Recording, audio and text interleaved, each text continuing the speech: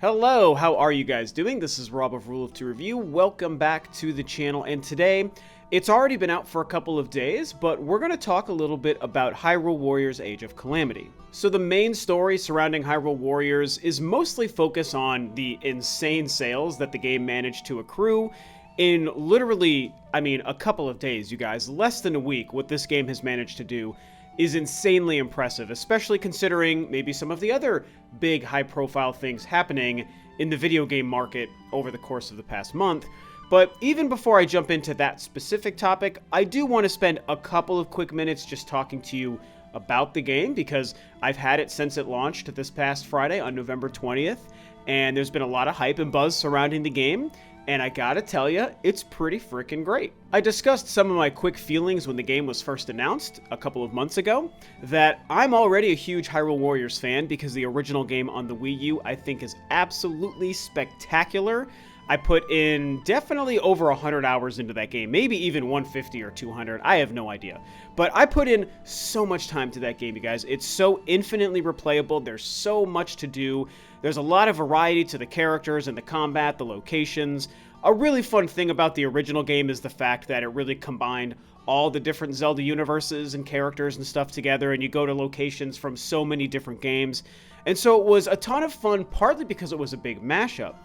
With Age of Calamity, because I was already a huge fan of that first game, I was extremely excited to see another one coming, and the cool and exciting thing about this game is obviously the fact that it's not really a mashup of previous Zelda games and different versions of Link and whatnot. It's a specific game taking place at a certain point in the timeline, all surrounding Breath of the Wild and Breath of the Wild 2. And now that it's been out and in my hands for a couple of days, I have to say that really, this game is meeting and in many ways exceeding my expectations. I have some critiques and complaints, and I'll get to that stuff in a minute, but I do overall want to say the game is a blast. Just like the original game, there is so much to do. It doesn't feel very restricted over the fact that it's focused on one era and one story of Zelda games, that being Breath of the Wild. There is still a lot of different characters to choose from. I think I'm even still probably unlocking quite a few. And each character has so much variety to their combat, to the point that the longer you go into the game, at first it might seem like a simple, mindless game, but there actually becomes a fair amount of strategy based on the characters you're choosing, the weapons you're going to have them fight with, mostly Link, who has a variety of different weapons he can fight with, and how leveled up you make the characters or the weapons that they're using. And then each location has different objectives that can vary from so many different things. They look great, they play great, it's just an absolute banger of an action game. Something else I'm really appreciating is the overall presentation of the game. Very different from the original game, and I'm not going to necessarily say which one I think is better or worse, but the original game was a very menu-based and menu-focused kind of game and presentation between your missions, whereas this one, again, tries to be contextual with Breath of the Wild by showing you the entire Hyrule map from that game, Breath of the Wild, and allowing you to visit your blacksmiths and your stables and your towns and level up your characters and your weapons and everything and your training by going to different sections of the map. And a lot of them are just icons that you select and you feed resources into and you unlock it. So it's not like you're actually traversing the map, but there is something really cool and fun about doing it this way as opposed to just the straight menu-based system of the original game. I'm actually having a lot of fun doing that. And you can even select, you can use the L button and actually pull up a list of all the different places you can go in an actual menu as opposed to having to use the map if you don't like doing it that way. And then there's the story, the fact that this game relies heavily on cutscenes that are adding and filling in the gaps to what was happening in Hyrule 100 years before Breath of the Wild, when Link was alive before his slumber and his resurrection, and the initial fight with Calamity Ganon, and the recruiting of all the four main champions and the divine beasts and all this stuff. And while it's the typical simple and paper-thin sort of story execution that Zelda is known for, with the exception of Skyward Sword, for example, it's still a lot of fun. It's still great revisiting these characters and getting an idea of what happened, and there's a cool time travel mechanic with a little mini guardian that goes back in time to try to warn them of the future with Calamity Ganon that happens during the original Breath of the Wild. It's very cool stuff. It's not really a spoiler. This was featured in the demo that I'm sure most of us played anyway. And it's a really cool little story that I think that they're doing here. And I'm really hoping, I've said this a couple of times and I'll say it again here, I'm really hoping that a lot of the focus of this story is more to set up stuff we're going to learn about in Breath of the Wild 2 than anything from the original game. And now, it's been out long enough that a lot of people have beaten this game, and so I've heard that, I haven't heard spoilers, but I've heard that there's a couple of big things near the end of the game, maybe some twists that kind of shed a whole new light on the context of the story of Breath of the Wild. And so maybe that means that my theory is true. I, for myself, have not yet beaten the game, so I don't really know how it ends. I think I'm pretty close. The last couple of cutscenes I've seen have made it seem like I'm getting towards the end. I've put in, like, you know, a lot of time into this game so far, so the jury's out on that one, but overall, it's really cool. Now, yes, there are a couple of things that aren't the best about the game. The biggest thing and the most widely talked about problem is the overall performance and the frame rate and just the way the game runs. And it absolutely runs in a playable fashion. 100% you can play this game. It's a ton of fun. You're killing enemies, and it's great. But are there performance issues? Oh yeah, there are some performance problems in this game, way more than the original game. The original game on the Wii U was really pretty darn stable, and it looked great, and it played great, and you just didn't really run into issues. This game feels quite a bit more unstable. And like I said, it's not game-breaking at all, and most areas and most things you do are gonna be fine at the end of the day, and the game is just so fun because it's so chaotic and action-heavy that you will have a blast no matter what. But there are some times where the game struggles to a borderline uncomfortable degree. The biggest example for me is the Divine Beast missions where you're actually controlling a Divine Beast and blowing up a bunch of enemies. They're just not very well executed. They needed a lot more time to cook, I think. I just don't think that they were ready, but it seemed like the game had to get out in time for the November holiday shopping season. And so I'm hoping that they patch it because some of these issues are pretty apparent. But with some of my impressions out of the way of a really, really great holiday Switch title, I do want to talk about the story about this game's sales because it's crazy. Like I said, in less than a week, only a handful of days, this game has been able to sell, confirmed, over 3 million units, which is extremely impressive. Here's a couple of quotes from the Nintendo Life article that really kind of talks about the sales. First, I believe confirmed through Famitsu, but of course that's all in Japanese. I cannot read Japanese. I would assume most of my audience that you can't read Japanese.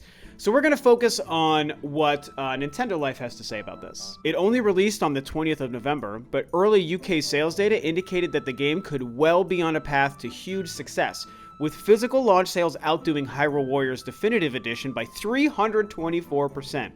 As it turns out, this success has been replicated worldwide, with digital and physical sales totals combining to make up the impressive 3 million figure. Koei Tecmo reveals via Famitsu that this sales data already makes Hyrule Warriors Age of Calamity the best-selling Warriors game of all time, outselling lifetime totals achieved by the likes of Dynasty Warriors, Dragon Quest Warriors, Fire Emblem Warriors, and the previous Hyrule Warriors game in a matter of days. So, wow, that is really, really cool to see. Very, very exciting. Just what I think Nintendo needs for this current holiday, again, because of other things happening in the industry that we'll probably touch on.